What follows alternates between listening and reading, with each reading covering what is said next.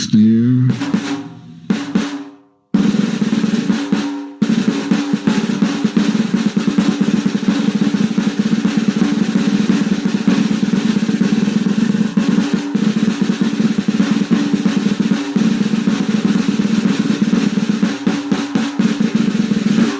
Shall it come on all them that dwell on the face of the whole earth a snare?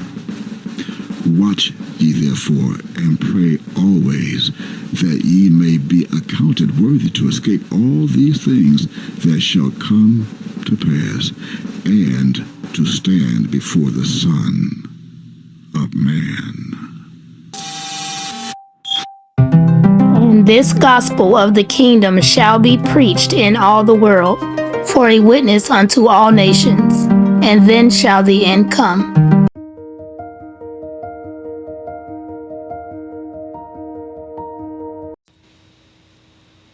And then shall the end come. Let's take a look at who's here and who is bringing this world to its end. First, you must understand that the same soul of the prophet called Micah is back today. Micah's messages were and are a response to moral decay and idolatry that were and are prevalent in the region during this time. The prophetic words were a warning and are a warning to the people of Judah and Israel to repent and reform their ways or face the consequences for their actions. Well, you better, let's prove it's not coming back. It came out of my mouth. If you don't stop it, you're going to die. It came out of my mouth. If you return to me in Miami, Florida, you will live. If you accept me, the only begotten of the dead, of the firstborn, then you will live. If you come back to me, to Miami, where he came, where my father came to raise me and establish the kingdom of Shalom. That's why he came to Miami. If you come back, you will live. If you do not, you stay, you do your own thing, you're going to die. You hear it? Came out of my mouth. Now, as you just heard Micah say, in 1979, his father came to Miami using the vessel of John the Baptist, who the world is still calling Yahweh ben Yahweh. His father came in that vessel to raise him up and gave him the name in front of hundreds of witnesses in the then called Temple of Love. He called him Micah.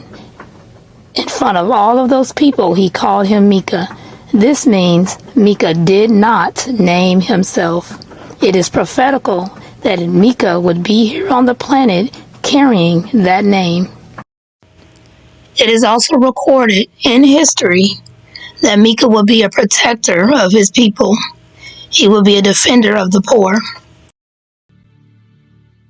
Although known to us as simply Micah, his Hebrew name was Micah-Yahu, or Micaiah for short.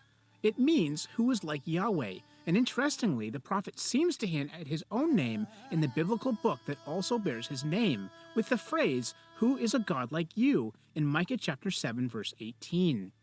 The Greek form of his name is Machias, but in Latin it's Micah, from which we get the modern English derivation. Though not much is known about Micah's personal life, we do know that he was a great defender of the poor, which has earned him the moniker, the poor people's prophet. Exempt whatever is going on until the pandemic is over. Just exempt my situation with permits just to help my people and to save lives. Micah Israel is the homeowner. He is a This is Shalom. Once again, I come to this planet today, and I am identifying myself as Shalom, just as promised in a book called Micah, in chapter 5 and verse 5. I am Shalom. I am also the very soul of whom the world only knew as a minor prophet, a Hebrew minor prophet, that they have taken it upon themselves to name Micah, the Morasite. And that is according to Micah chapter 1 and verse 1. I am Micah. And for this recording, I'm not going to take up your time, let's interrupt your day, where I'm going to make an announcement that must be done today because of what's happening. there are a lot of confusions going on in the world today because of what they say the United States government is claiming to be mysterious drones. That is not the case. But for the record of this recording, today's date of two calendars. First, the solar calendar, which is the calendar of the Hebrew, the God of the Hebrews, our calendar that rules the solar systems in the galaxies and in the universe, governed and ruled by the sun, S-U-N, which is symbolic for the sun, S-O-N. Today is known as the sixth day of the 10th month of our solar calendar, the sixth day of the 10th month of our solar calendar until sundown today. And our year is 6027 that we are now in of our solar time period. And that would be from the time that Cain was given an opportunity to rule this planet for 6,000 years. You will find that read in the King James Version, Holy Bible, all the Bibles. It should be in all the Bibles that are out today. In the book called Genesis in chapter 4 and verse 7. He was given a chance to prove himself to be moral and righteous, and he did not do that. He failed. That's 6,027 years ago of this calendar. Again, the sixth day of the 10th month. Today is also known by the Gregorian calendar as Tuesday, December 17th, 2024. Again, that's Tuesday, December 17th, 2024. And in about 5 or 8 more days from now, will be, according to that calendar, December 25th, that this entire planet has been deceived into believing that that's the date of the Christ of the Hebrews, of his birth, and that is not true. The Christ, whom they also changed his name from Yahshua, to Jesus, and first Jesus in Greek, Jesus Espanol, and Jesus in English. That is not his name. That is not my name. When you study the name Micah and his soul, Micah, as the 33rd book, as it is, and positioned in the Bibles as the 33rd book in most Bibles, right in the middle of the Bible of 66 books, you will discover that Micah is the very same soul as the Christ, the very same soul as the Son of God. Now, for those who may need help in believing that, then take a look as you grab a Bible. It doesn't matter which one. I've always read from the King James Version, the 16th Authorized Edition, as I will continue to do today. And as we go to now the King James Version Bible, in a book called Micah, in chapter 7, I'm going to read a verse. And that verse would be verse 6. So I'm going to read, as you follow along, in Micah chapter 7. Just to give an example, as you study this, you would know. If you study hard enough to become erudite, then I will not have to bring this to your attention. You would already know these things, as the U.S. government knows. In Micah chapter 7, verse 6, it reads, as I quote, verbatim, I quote, for the son dishonoreth the father. The daughter riseth up against her mother. The daughter-in-law against her mother-in-law. A man's enemies are the men of his own house. End quote. That's the end of verse 6. Now, verse 7 of the same chapter and book is prophetical. It also promises world, and all the theologians who came across the scrolls of Micah, they knew that Micah would return in the last days. As verse 7 says, and I read, I quote, I continue, therefore I will look unto the Lord, all caps, that is my father, and his father in Hebrew, I will wait for the God of my salvation. My God will hear me, end quote, in the verse 7. Verse 8 also left record that there will be people to rise up against me, men in particular, as one will be known as the fifth angel that I revealed the past 2 sessions that I came on social media, especially YouTube and Facebook. and I revealed who the fifth angel is. It was promised that the fifth angel will rise up against me and become an enemy. I want to also be known before I read verse 8 that the fifth angel is a liar. He is the liar, a liar, and an angel of Hallel. Hallel is also known as the great dragon, that old serpent called the devil, the great dragon. He is a liar. Just to name one liar, to set the record straight, one video he made recently, he claimed that on that video that, as he calls me, Mika Israel, or Charles Lawrence Johnson, whatever he preferred, he said that my house is surrounded in the front with a black gate, a black fence, and behind the fence, I have people here that I'm holding hostage. I've taken away their cell phones, and I'm not feeding them. I'm starving them to death. I also have people living in my yard in tents. Now, that itself is a lie. The county government, Miami-Dade County government, has come to my home, my house where I am right now in Miami of Florida. And I'll get to that in a moment. But they have come to my home, my house here in Miami of Florida.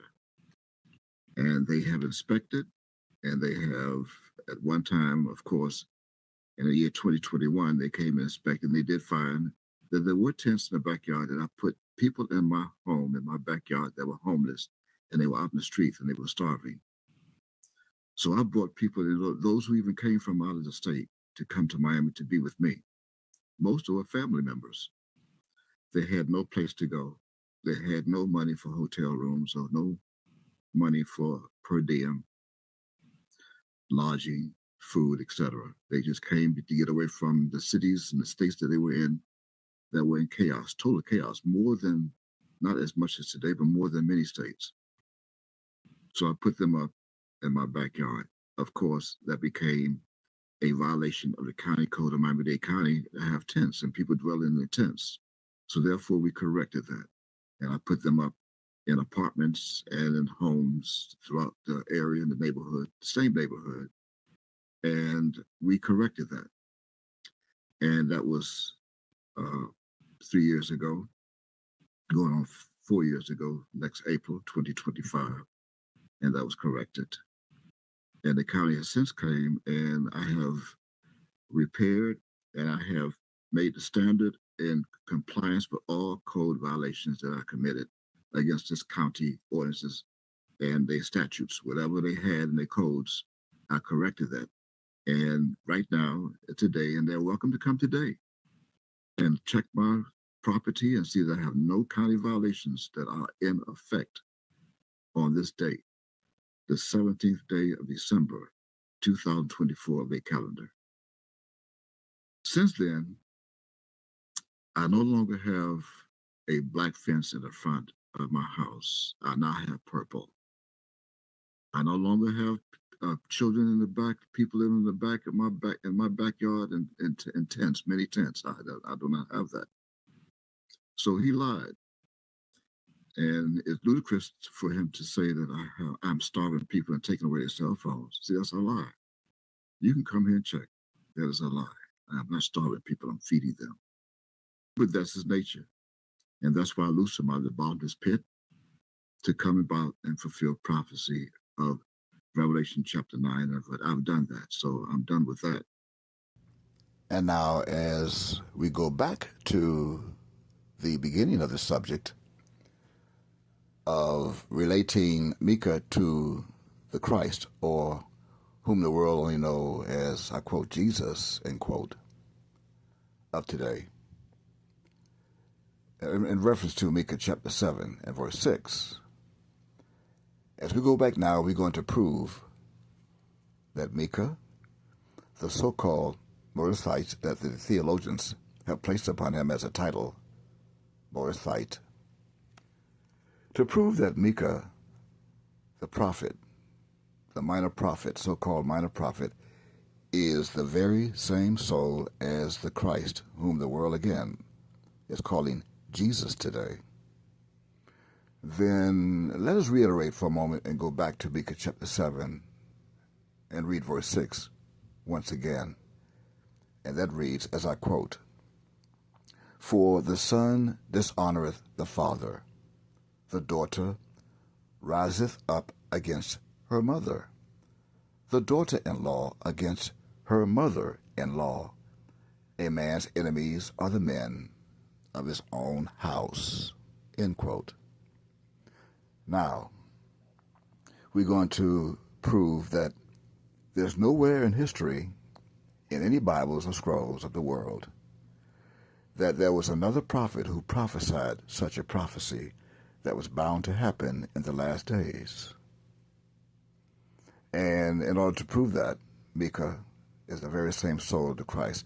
That means we must find this very same prophecy in the New Testament that is of the Christ, just as it says on the first page before Matthew chapter 1, that divides both the Old Testament from the New Testament. And most Bibles have that page that says it is the New Testament of our Lord and Savior, end quote, Jesus Christ, end quote. So now that means that the first book of the New Testament, that's called Matthew, is the foundation of the scrolls, of the words that were spoken of by the Christ that's in red print.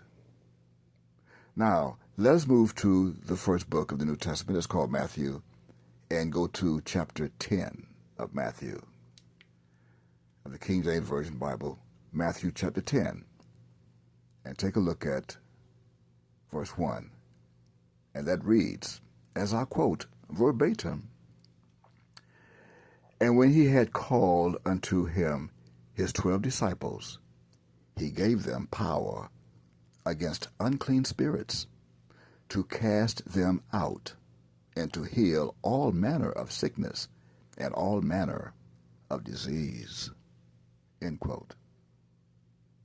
So now stroll on down to verse 5, and we'll see now who is speaking to his disciples, that they put a euphemized name here that you're familiar with. And I'm going to call him the euphemized name as I quote again, verse 5. "These 12, Jesus," euphemized for, remember his name was Yahshua, "sent forth and commanded them, saying, Go not into the way of the Gentiles, and into any city of the Samaritans enter ye not." Verse 6. "But go rather to the lost sheep of the house of Israel." Verse 7.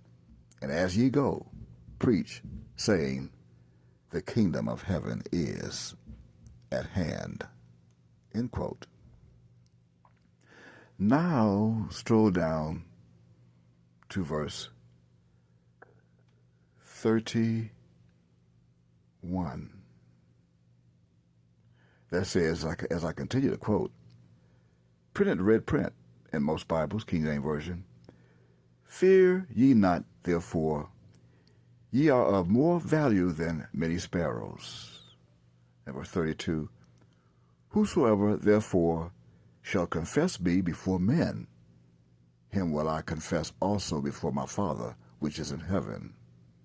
Verse 33, "But whosoever shall deny me before men, him will I also deny before my Father which is in heaven." Verse 34, "Think not that I am come to send peace on earth." That's peace as in shalom, for peace, not shalom. Shalom is the man. In fact, the Christ is the same as shalom, the man shalom, and that's also confirmed in a book called Micah, in chapter 5 and verse 5, as I said earlier in this video testimony. You have shalom, which is the condition of peace, and then you have shalom, which is the man, peace. That's the same as the Christ, the same as Micah. As I continue, "I came not to send shalom, peace, but a sword." And finally, verse 35 and 36, that reads, continuing, "For I am come to set a man at variance against his father, the daughter against her mother, and the daughter-in-law against her mother-in-law. Verse 36, and a man's foes shall be they of his own household, end quote. Keeping in mind that foes is a synonymous word for enemies. Now, as you have just heard, as we have just demonstrated and proven, this in Matthew chapter 10 and verses 35 and 36 is the very same prophecy that's found in Micah chapter 7 and verse 6, thus proving with all shadow of a doubt that Micah is the same soul that prophesied both prophecies.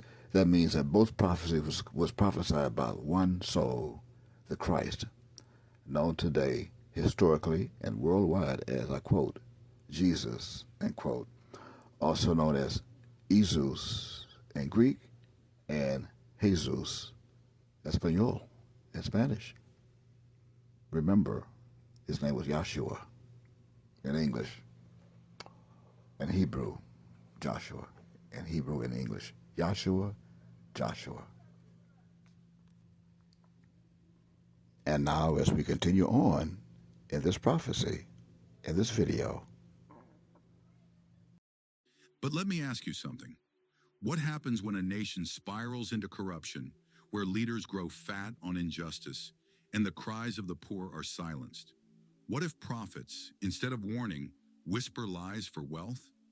And what if just one man dares to stand alone, his voice rising above the deceit? Would anyone listen, or would his words be ignored until it was too late? Today we journey into the life of Micah, a prophet who walked into the heart of darkness with nothing but the truth. A man who spoke of judgment so terrifying, the rulers wanted him silenced. Yet he also delivered a prophecy of hope so profound, it would change the course of history forever. This is not just an ancient story, it is a warning for today. Will we listen? Israel was prosperous yet filled with idolatry, greed, and violence. The southern kingdom, Judah, had moments of faithfulness, but was slowly following Israel's corrupt ways. Kings ruled with injustice, priests preached for money, and prophets lied for personal gain. Meanwhile, the poor and helpless suffered. The rich grew wealthier through land theft, bribery, and oppression. Leaders silenced anyone who dared to speak the truth, and yet they believed they were safe because they still performed religious rituals. They thought they could fool God, but God was watching, and he sent Micah to speak before it was too late. So we're looking for the same one. If you're looking for the same one, then you must look for the one who was here before him. The way he looked, the way he taught, the way he carried himself, the way he healed, the way he blessed, the way he cursed, the way he taught. That's who you must look for. You must also come from the tribe called Yehuda, according to Hebrews chapter 7, verse 14. And he must also be born. Came in that manner before he was born. According to Isaiah chapter 9, verse 6, and chapter 7 of Isaiah, verse 14. And it's also recorded in a book called Matthew, the first book in the New Testament, Matthew in chapter 1. So we're going to go back in the time and we're going to see how I return today and how history promised I would return to fulfill that. Now, as you just heard, Micah was sent by God. But sent from where? Where did Micah come from? Now let's explore what your government do not want you to know. That shows black people getting off. So people with dark skin getting off. Not dark, black. Black skin. Really black. Yeah. Were they tall? Yes. Very tall? Yeah. How tall?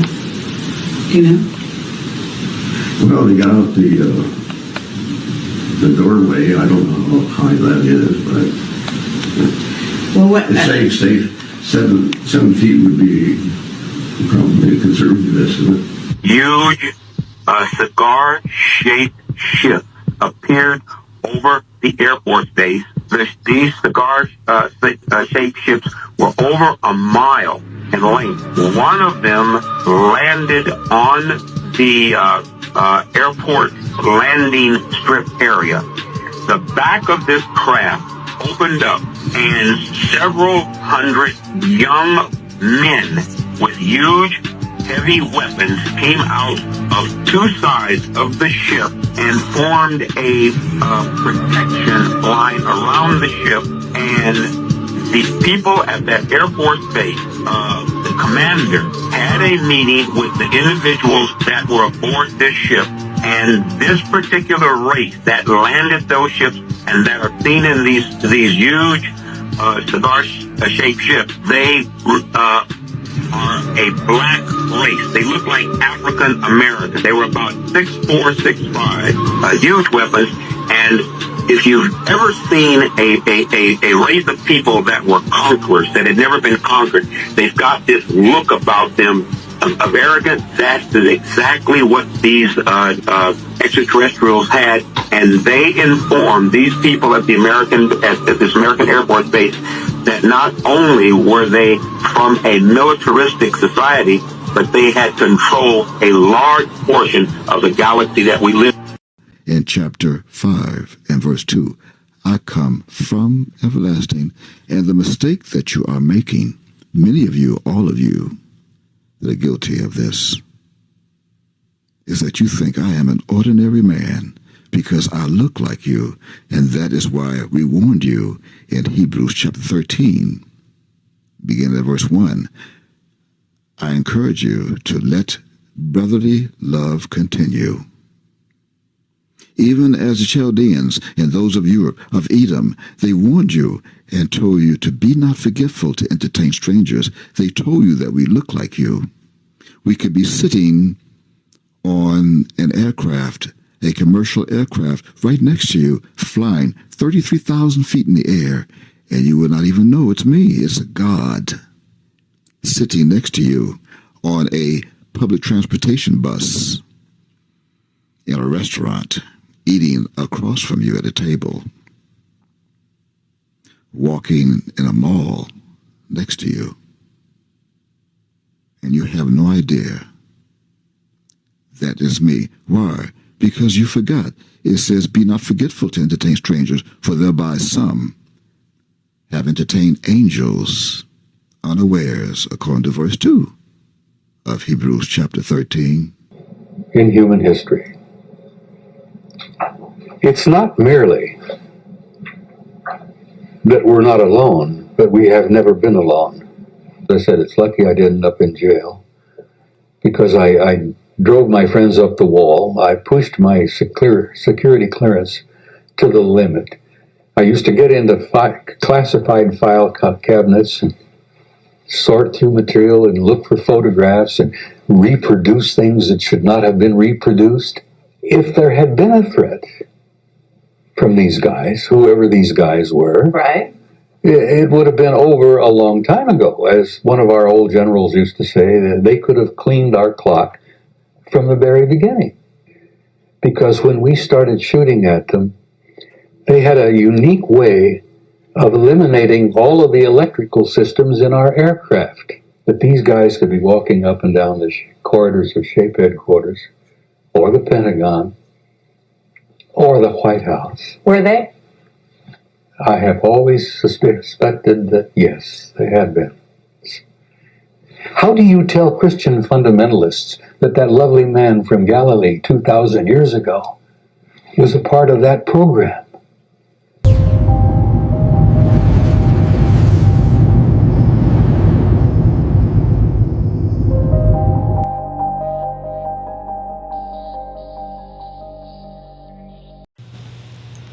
Now, Micah, which is the same soul as Christ, has been warning you that he is not of this planet. He is from far beyond.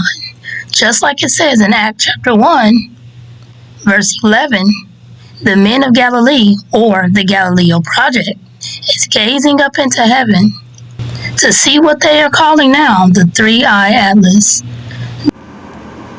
Micah has revealed in many of his videos on YouTube that the city coming New Jerusalem is what they're referring to as the three-eye atlas. Let's read Revelation chapter 21, verses 1 through 4. Verse 1, and I saw a new heaven and a new earth, for the first heaven and the first earth were passed away, and there was no more sea. Verse 2, and I, John, saw the holy city, New Jerusalem, coming down from God out of heaven, prepared as a bride adorned for her husband. And I heard a great voice out of heaven saying, Behold, the tabernacle of God is with men, and he will dwell with them, and they shall be his people, and God himself shall be with them and be their God. And God shall wipe away all tears from their eyes, and there shall be no more death, neither sorrow nor crying, neither shall there be any more pain, for the former things are passed away. Next, I'm going to share some personal testimony that I've witnessed being here with the Christ. Shalom Aleichem, and welcome to another video from and of the Celestial Lodge. My name is Peor Sheshe. The very first one I'm going to share, although it is true, it truly happened. Some parts of the testimony is going to be redacted, things like names, so I won't share the name of the person of subject in this specific testimony. So, this testimony includes a boy who is mentally and physically disabled. He has a nursing service that comes out to the house that takes care of him. And so on this specific day, about 2 years ago, so 2023, the day was going as normal. The boy was in his room with his nurse who comes out for 12 hours a day. So she was taking care of him when she called me to the room. And I rushed back to the room because I can tell it was urgent. When I got to the room, she told me that he was not breathing. So I went over to the bed and I took the boy by his hands just to see if he had the reflex. That reflex where you feel like you're going to fall. So I took his hand and lifted him by his arms and kind of did like that to see if he would reflex. He didn't. I looked at his eyes. They were kind of gazed back, kind of rolled back into his head almost. And I could not visibly see his chest rise and fall. And so he appeared to not be breathing. So I did a few other checks and he was not breathing. So I ran out of the room, ran to the living room, and I went to the living room and I got Memyoed and I told him, the nurses need you now. The boy is not breathing. He rushed to the room. By the time we got to the room, the nurse, who I'm not going to mention her name, the nurse was on the phone with the paramedics. When we got to the room, she told us he's gone, meaning that he was dead. To her knowledge, he was dead. As a registered nurse, she had declared him that he was dead. So Memyo went over to the bed of the boy, and he leaned over him, and he said his name a few times. He looked in his eyes, and then he did one breath across his face. Not really mouth to mouth, but just a breath across his face. And then he did it again. And then seconds later, the boy took a deep breath and he went, and then he let out a really loud cry. And so he was breathing, he was crying, he was still in distress, but he was alive and he was breathing. That was the first time I've ever seen anything like that happen. The nurse that was in the room, she was on the phone and she told the paramedics, well, it appears to be that the father, well, quote, this is what she said, a quote, it appears to be that the father is giving him breaths now. She did not describe it as CPR because that's not what it was. He literally just blew his breath in his face, and the boy woke up. He started screaming and crying. He was alive. So that I witnessed with my very own eyes in the same room. That boy be brought back to life after I checked him. He was not breathing. The registered nurse, who has a history of more than 30 years of in nursing, she knew that he was not breathing. So That's one testimony.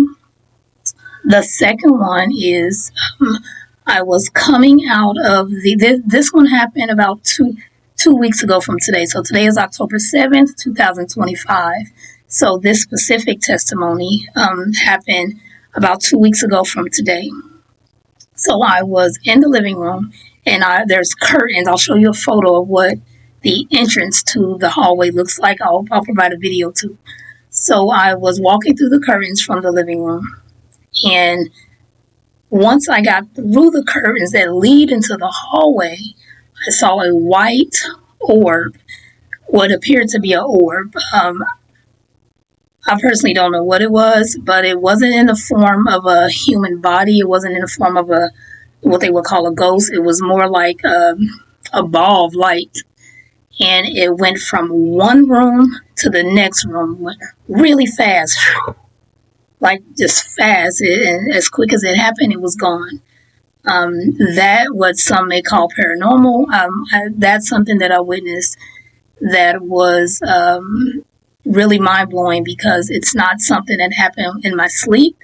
It's something that happened in the middle of the day while I'm walking around, I'm awake. So that happened. Another testimony I would like to share is one morning around between 7 and 8 a.m. Eastern Standard Time, I was called to the sidewalk from the house by Mim Yod, me and a few others. One by one, we were called to the sidewalk, and when we got on the sidewalk, he said, "Don't try this. Just watch me. Don't try this." He was staring directly at the sun. He instructed me to look into his eyes, and when I looked in his eyes, I could see the ball of the sun in his eyes. His eyes were kind of like watering, but he stared at it for more than 6 minutes, directly at the sun without looking away. So that's another testimony that I experienced face to face. And there are photos on Facebook of that, but those photos do not give it justice. You would have to see it happen in person to really get the full effect of what I experienced. Another testimony that I'd like to share is a physical strand that all of us here in Miami at the Celestial Lodge have witnessed and can testify to.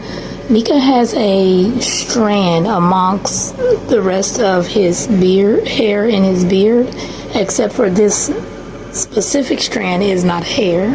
So all of us here was allowed to touch it with our fingers, and it's coming from his skin, but it is not the same texture as the rest of his beard. It is thick and it's hard, and if you tug it a little bit, you can see the skin.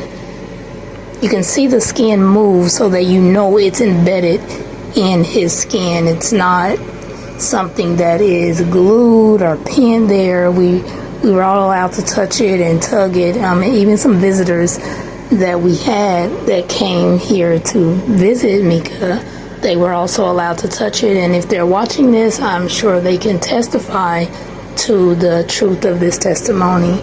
I am providing an image, although this image doesn't do justice to being able to see it and feel it in person. Shalom Aleichem.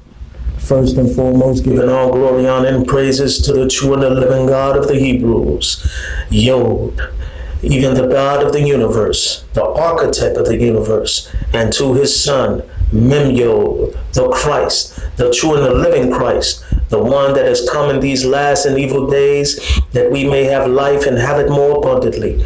Yes, he is here in the flesh, in the state called Florida, in the city of Miami. And as I have been here with him in the flesh, I have bear witness to many miracles. And I'm here to testify to you that the true and the living God is here. And through his son, he has done many miracles. One of those miracles in particular that I bear witness to myself with my very own eyes is him stopping the clouds in the very sky. Yes, I bear witness. He put his hands up, his holy hands into the sky, and he told the clouds to stop, and they did stop. I bear witness to him placing his holy hands on vessels that were sick, and they became healed instantly. I bear witness to him speaking the word of a thing that would happen, and yes, it happened immediately. And even so, I have bear witness to him telling the ships to come, even those celestial vessels that the U.S. government cannot hold back their tongue to speak of to this very day. And I heard him and seen him call those things, and they have came and appeared out of the sky. And we bear witness, and I bear witness to you that the Christ is here in the flesh. Come and see for yourself. Come and taste and see that he is good. Praise Yahweh, glory and honor and praises to his son, Memyo, the Christ. Shalom Aleichem. Well, these testimonies are 100% true. They definitely happen. Amongst many, there's many, many more, but those are the first few that I like to share. The most precious thing ever to come into existence is life. And even more precious than that life that came into existence is everlasting life. Reference the King James Version Holy Bible's book called Micah in chapter 8 and verse 1. A snare. Watch ye therefore, and pray always, that ye may be accounted worthy to escape all these things that shall come to pass, and to stand before the Son of Man.